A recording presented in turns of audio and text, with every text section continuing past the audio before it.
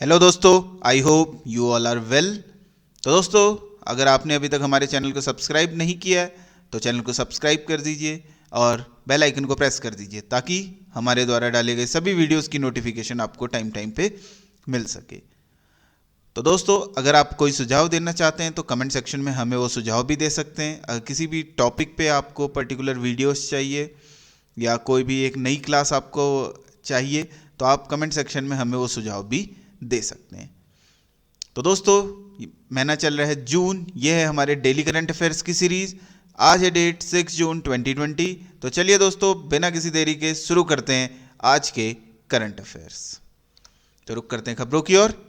तो कौन सा भारत का पहला राज्य है जिसने इंटरनेट को फंडामेंटल राइट का दर्जा दे दिया है? तो ऐसा करने वाला पहला राज्य है केरला। और केरला के चीफ मिनिस्टर पिनरी विजयन ने एक 1500 करोड़ रुपए के केरला फाइबर ऑप्टिक नेटवर्क, जिसे बोलते हैं के फोन, इस प्रोजेक्ट को भी शुरू किया है, जिसके द्वारा वह अपने राज्य के जितने भी लोग हैं उनको इंटरनेट का एक्सेस इजीली प्रोवाइड करवाएंगे। तो आप दोनों ही क्वेश्चन को याद रखिए, पेपर में पूछे जा सकते हैं।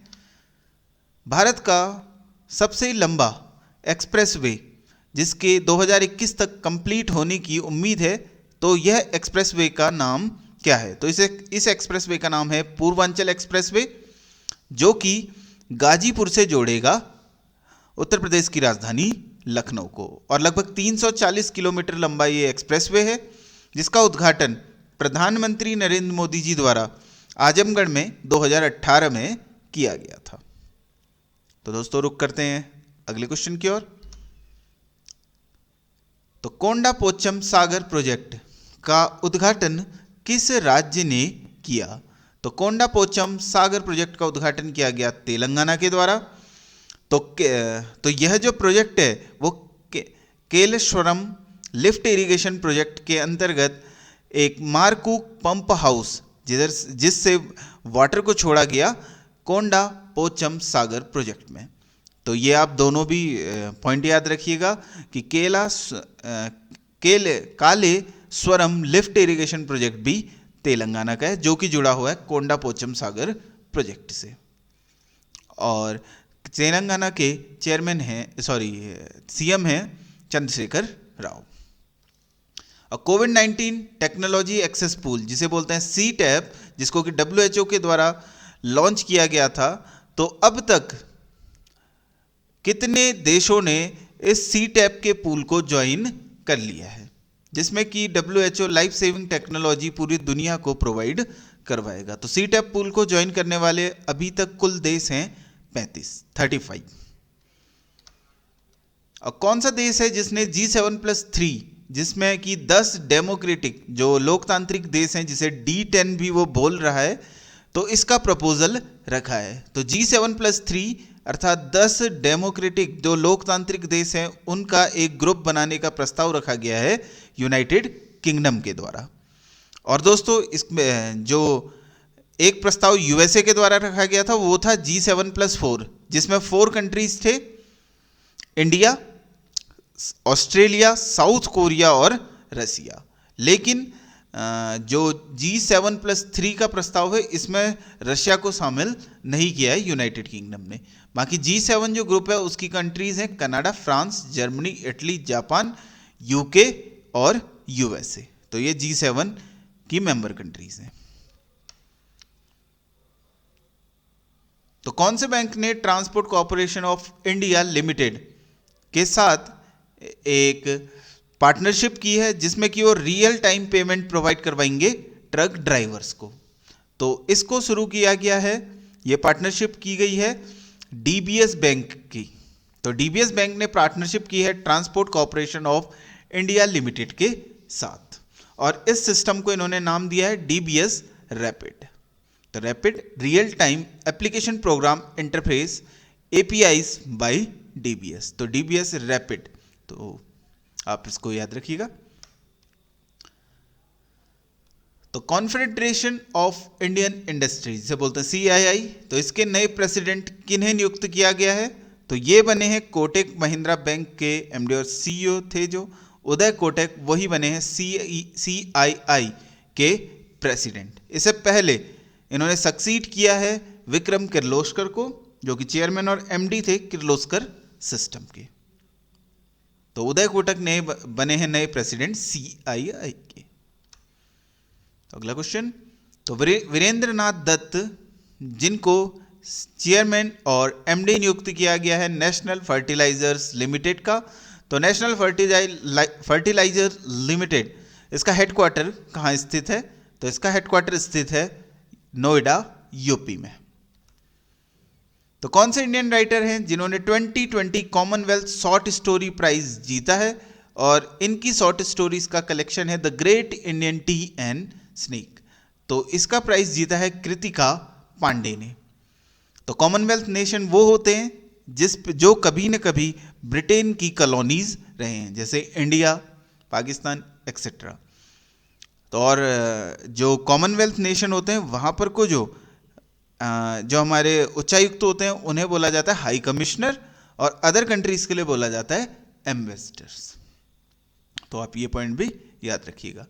तो कौन सी इंडियन एनजीओ है जिसने वर्ल्ड हेल्थ ऑर्गेनाइजेशन के world no tobacco day award 2020 को जीता? तो वर्ल्ड नो टोबैको डे हर साल मनाया जाता है 31 मई को, और इस अवार्ड को जीता है सीड्स ने। सीड्स एनजीओ ने, और इसका फुल फॉर्म है socio economic and educational development society.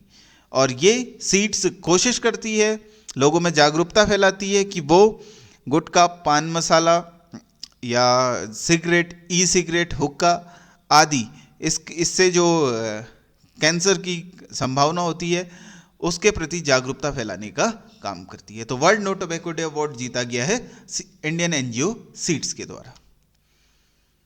तो किसने 2020 क्रिस्टोफर मैरिक्सोस प्राइज को जीता है?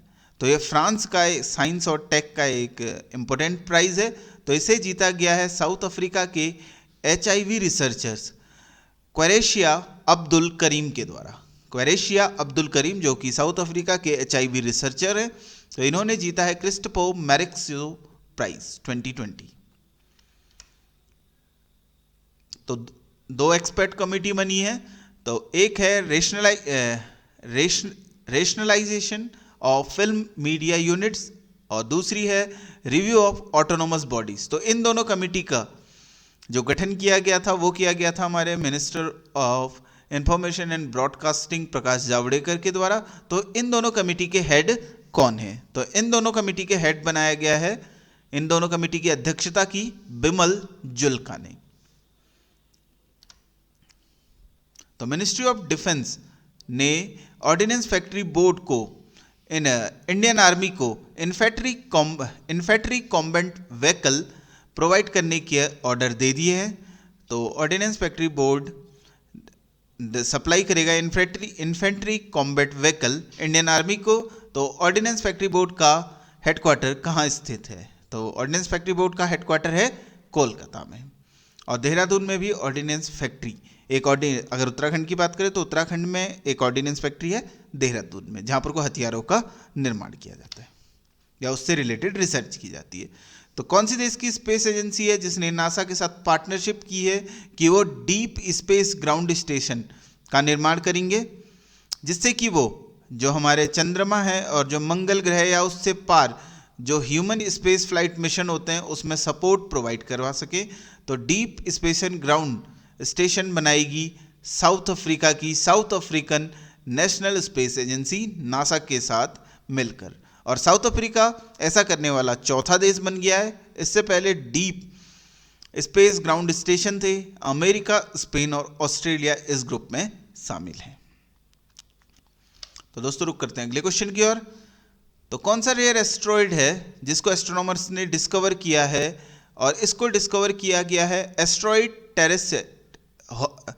हवाई के asteroid terrestrial impact loss alert system के द्वारा। तो इस एस्ट्रॉयड का नाम है 2019 LD2, और ये इस एस्ट्रॉयड को खोजा गया है जुपिटर के ही ऑर्बिट में। तो जिस प्रकार जुपिटर सन के चक्कर लगा रहा है वैसे ही सेम ऑर्बिट में ये एस्ट्रॉयड भी सन के अराउंड मूव कर रहा है। तो इसको जुपिटर की टेल भी बोला गया है, जुपिटर की पूंछ भी बोला गया है।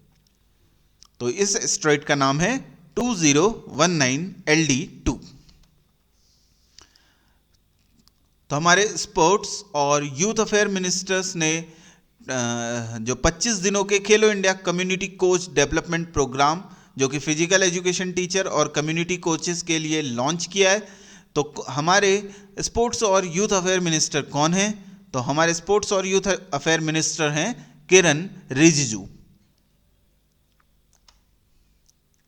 तो पाकिस्तान के रियाज शेख जिनका हाल ही में कोविड-19 से निधन हो गया, तो कोविड-19 के पॉजिटिव पाए गए थे, अब इनका निधन हो चुका है। तो किस खेल से जुड़े हुए थे? तो ये थे पाकिस्तान के फर्स्ट क्लास क्रिकेट, तो एक फर्स्ट क्लास क्रिकेटर थे, तो ये जुड़े हुए थे क्रिकेट से।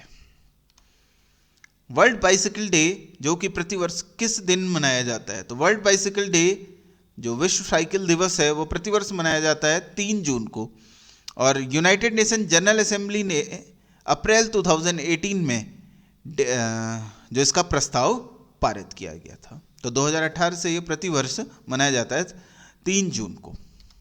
और इंटरनेशनल सेक्स वर्कर्स डे जो कि हर वर्ष किस दिन मनाया जाता है? तो ये दिवस मनाया जाता है 2 जून को।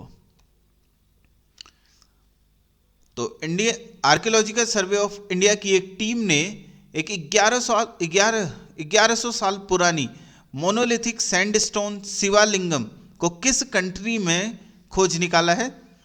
तो इसको ढूंढा गया है वियतनाम में। शिवालिंगम जो हमारे हिंदू धर्म है उसमें शिव को प्रेजेंट करते हैं, और ये स्थित है चाम टेम्पल कॉम्प्लेक्स जो कि My Son century of Quang Nam province Vietnam में स्थित है। तो My Son century Quang Nam province Vietnam में स्थित है। तो चैम टेम्पल कहाँ स्थित है? वियतनाम में। और आर्कियोलॉजिकल सर्वे ऑफ इंडिया का हेडक्वार्टर है न्यू दिल्ली में। तो दोस्तों स्टैटिक जीके के क्वेश्चंस, तो कौन से नेशनल इंस्टीट्यूट ने 3D टूल डेवलप किया है कोविड-19 से लड़ने के लिए? तो इसको डेवलप किया गया है national institute of pharmaceutical education and research Guwahati के द्वारा। तो कौन सी कंट्री है जिसने दुनिया की अंतिम हॉर्स कैवलरी जो हमारी घुड़सवार सेना होती है उसको एक आर्म्ड रेजिमेंट में बदलने का निर्णय लिया गया है? तो दुनिया की जो अंतिम घुड़सवार सेना थी वो थी भारत के पास, अब भारत इसे एक सामान्य सैनिक रेजिमेंट में बदल देगा। जूलॉजिकल सर्वे ऑफ इंडिया इसका हेडक्वार्टर कहाँ है? तो जूलॉजिकल सर्वे ऑफ इंडिया का हेडक्वार्टर है कोलकाता में, और इसकी स्थापना हुई थी 1 जुलाई 1916 में। और जूलॉजिकल सर्वे ऑफ इंडिया आता है ministry of environment, forest and climate change के अंदर। तो बुंडेसलीगा जो कि एक मेजर इवेंट था, मेजर स्पोर्ट इवेंट था, तो ये दुनिया का पहला मेजर स्पोर्ट्स इवेंट बना जो कि कोविड-19 पेंडेमिक के दौरान खेला गया। तो ये किस देश से जुड़ा हुआ है? तो ये जुड़ा हुआ है जर्मनी से। और ये एक्चुअली गेम कौन सा है? तो ये जर्मनी की एक फेमस फुटबॉल लीग है। तो ये फुटबॉल लीग है जर्मनी की, तो इसको कोविड-19 के दौरान ही खेला गया, और ये दुनिया का पहला मेजर स्पोर्ट्स इवेंट बना जो कि कोविड-19 के दौरान संपन्न हुआ। तो दोस्तों आज के लिए इतना ही।